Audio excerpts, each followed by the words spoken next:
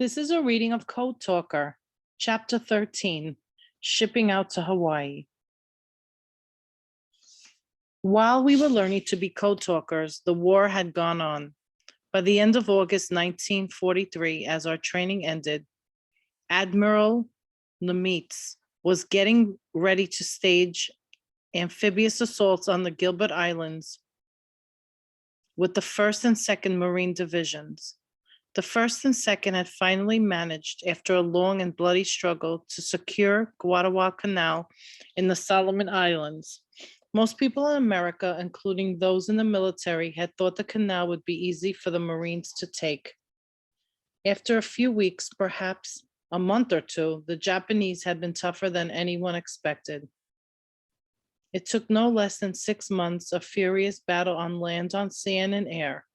Now those Marines were back on Hawaii, resting and training for their next mission. Among them were the 13 Navajo code talkers who had been assigned to the 1st Division and saw combat on the Gilberts. Hawaii was where I was going to. There, I'd have further training work with those code talkers who had experienced battle. I was excited at the thought. Not only was I going to meet other Navajo Marines who had been under fire, I'd actually be going to one of those faraway exotic tropical islands that had previously only been named on a map for me, Hawaii. People said it was wonderful, like paradise on earth. Just thinking about it made me wonder what other wonderful places I'd get to see. Little did I know how many of those tropical islands would become all too familiar to me in the 2 years that lay ahead, and most of them would be the opposite of paradise during my stay. I was assigned to the Signal Corps of the 3rd Division, 2nd Regiment, 3rd Battalion. We were part of the South Pacific Forces commanded by Admiral Hazley. Scuttlebutt around the base that the 3rd's job would be to take Bougainville, an enemy air base in the Solomon Islands where the Japanese were dug in deep. No one ever knows for sure where those rumors came from, but any Marine worth his salt can tell you that it's not a bad idea to listen to the scuttlebutt.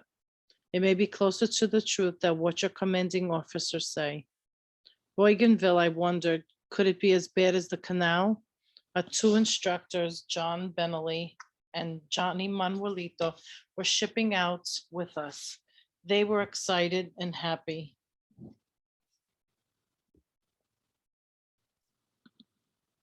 I didn't join the Marines to stand in front of a blackboard, Johnny Manuelito said, as a group of us sat around together in the mess hall on our last day at Camp Elliott. He reached into his shirt pocket and pulled out a new piece of chalk. With a big smile on his face, he handed it to Jimmy King. Jimmy and 3 other men in our 2nd class had been chosen to be the new instructors who'd stay behind to teach the next group of code talkers. Now, Johnny said, it's your turn to try to turn stubborn Navajo sheep herders into signalmen. Jimmy accepted that piece of chalk with as much seriousness as if it had been a medal. Thank you, Corporal, he said with a nod. Next time I see you, I will probably have to call you Ta'a, Ta'ai, Bishay Tai guy. 1 silver bar. I shook my head. No, I said, not just a lieutenant.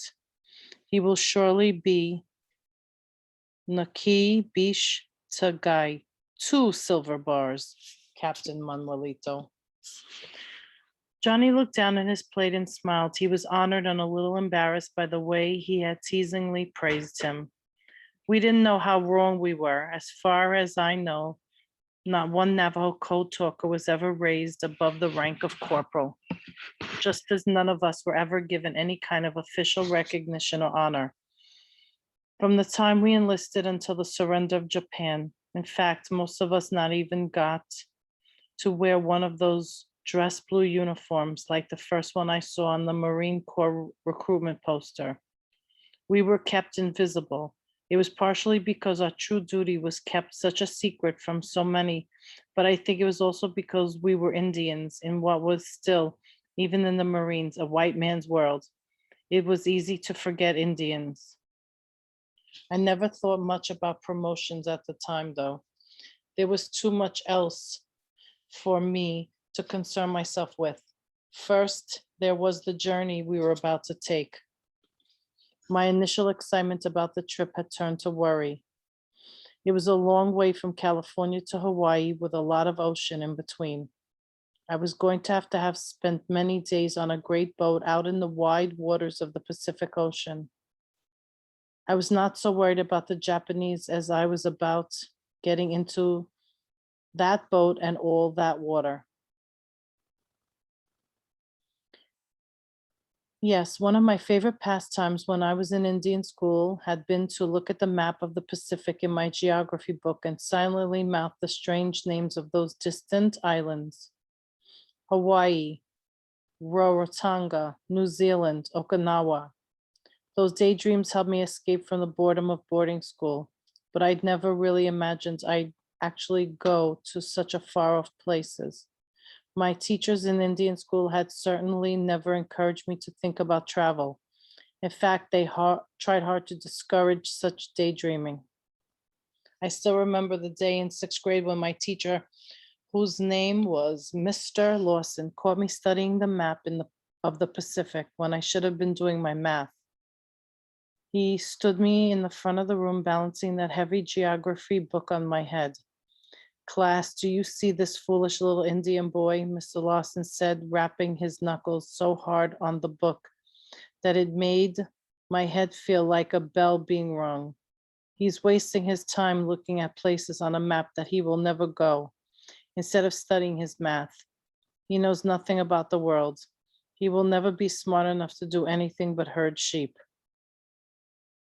Mr. Lawson was right about one thing. When I joined the Marines, I pretty much did not know anything about the world outside of our reservation. Before being sent to San Diego, I'd never seen any body of water bigger than a small lake. Of course, I had been taught how to swim, but that was in a swimming pool. A big lake or ocean was different, deep water. It scared the pants off me. The Pacific Ocean was huge. When I was young, all Navajos were warned to stay away from deep water. It was always associated with danger. Our old stories tell of water monsters. Things that lived underwater were suspicious to all traditional Navajos. So even when we got in the Marines, we tried never to eat anything that we knew came from the water.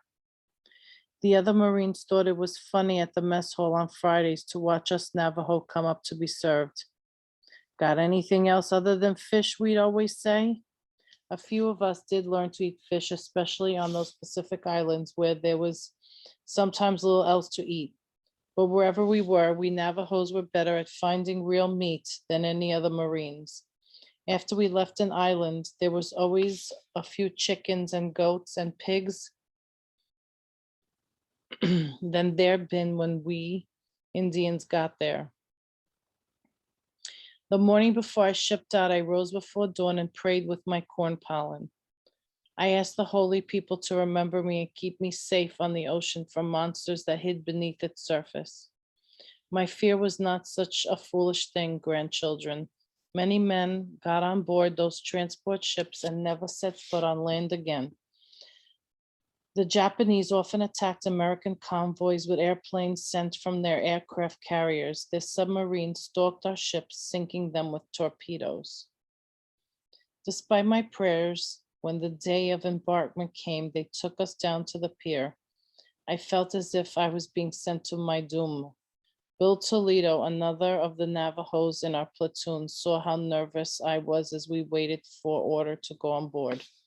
Look up, he said. I did, raising my eyes to the tall superstructure as the big boat where the US flag was waving. No, Bill pointed with his pursed lips, higher up there. I leaned way back to gaze at the blanket of blue sky where a few small clouds hung white as fleece of a new lamb. Even out on the ocean, Bill said, Father Sky will be above us. We will never be forgotten by the sky. At that moment, I felt my fears leave me. Our voyage to Hawaii was not so hard. The seas were calm and the sunrises beautiful. Father Sky smiled on us. No Marines attacked us, and we were kept busy on board practicing our code and other skills we needed as signalmen. I should explain to you, grandchildren, how our teams were set up to use the code. Usually, two Navajos would be out in the field together. One of them would be on the radio, headphones over his ears, and the microphone in his hand. He would tune the set to the right frequency. Then he would speak a few identifying words of Navajo into the mic, saying that he was either ready to send or receive in code. As soon as he got the Roger from the other end, he would start talking. I was usually the one on the radio set. The second Navajo in the field team would be holding a pad and a pencil. As the radio man got his message in Navajo code, he would speak it out loud to the pencil and pad man, who would write it down. After it was written, it could be translated. Then another coded message was sent back. And at the other end, back at the main command post and away from the front line, at least one or two of Navajos would be receiving the message and doing just what we did. Speaking it, writing it down, translating it, and responding. We practiced at working together as smoothly as a well-oiled machine. With all that practice, the trip went faster than I had expected. Almost before we knew it, we reached Hawaii. I smelled the island before I saw it. The dawn breeze that came from the land was full of the scent of strange flowers and a moist earth that my feet had not yet walked upon. Then I saw Diamond Head for the first time, rising its stone face above Honolulu Bay. All of the code talkers who both had been in the first all Navajo platoon and our new group of recruits were brought together as soon as we left ship at Pearl Harbor. Because we had made changes to the code, we all needed to make sure everyone was well briefed. Throughout the war, as the code grew, we kept doing that. Code talkers not in combat would be flown into Pearl Harbor or some other convenient location to update everyone on any changes or additions made to the code. It was also a great time for us to catch up on news and learn what had been going on in the war. Because we shared so much information among ourselves, and because our code was used for the most important secret messages, I doubt that any other group of Marines knew more about what was really going on than we Navajos. When that first afternoon briefing ended, I sat outside with Sam Begay and Bill McCabe, one of the code talker teams who had already seen combat. The wind was coming in from over the ocean and the palm trees were swaying. A little bird with a curved beak was flying around our heads. It was as blue as the sheen of water, and it just kept buzzing back and forth among the blood-red flowers of the tall brush that arched over me. It was all so beautiful, I could hardly believe it was real.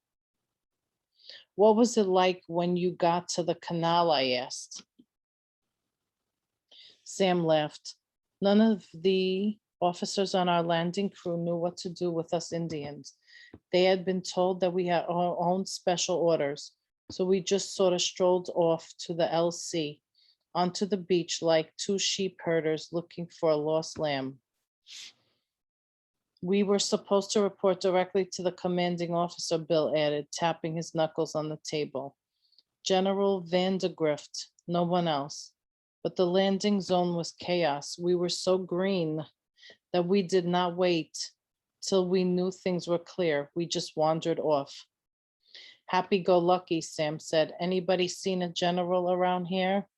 Wee-hee, Bill chuckled. That was us, dumb as sheep dung. Next thing we knew, we were up near the line perimeter. We heard this whining sound coming out from the sky like the world's biggest mosquito. Looked up, it was a Japanese Zero. Sam shook his head, diving in low over those coconut palms. on a strafing run. Well, we hit the ground, holding our helmets while bullets splattered all around us.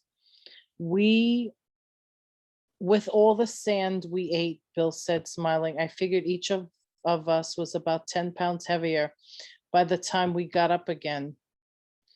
They finally found the general and was sent to him by the signal officer, Lieutenant Hunt, who had also been cleared to know about the secret code.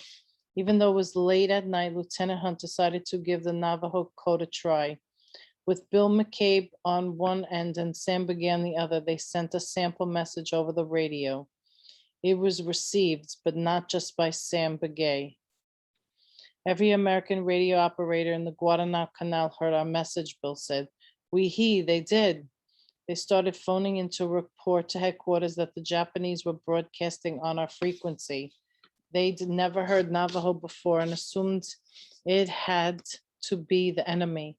Everybody was so upset. It was such a mess that Lieutenant Hunt called off the test for the night. From then, every time a message was sent out in Navajo code, we had to start off by saying Arizona or New Mexico in the loud voice to alert the other radio operators that we weren't the enemy. Sam tapped me gently on the arm. You guys will have to do the same. Next day, Bill said, we picked up where we left off. We still had to prove ourselves. You see, neither the general nor Lieutenant Hunt believed we were doing. You see, neither the general nor Lieutenant Hunt believed we were doing what we were doing would work.